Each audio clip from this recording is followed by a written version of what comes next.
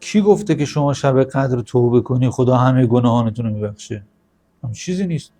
بری هر کار دلت خواست، دل بشکنی، حق و ناس به گردنت بیاری، پول مردم رو بخوری، قرض مردم رو ندی، داشته باشی و ندی، گناهانی بکنی که مردم رو اذیت کرده باشی با زبانت، با رفتارت، بعد بیا استغفار کنه خدا میبخشه؟ نه خیر. خدا از حق خودش میبخشه، اونا هم راحت میبخشه. غفار الذنوبه، خوب میبخشه، راحت هم میبخشه.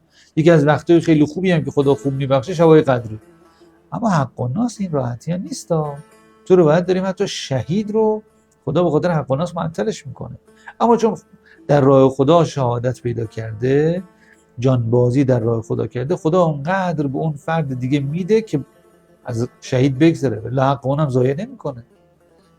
کی به شما گفته که هر کار دلت خواست بکنه بی شب قدر از خدا طلب بخشش کنی خدا هم ببخشه؟ نه خیر.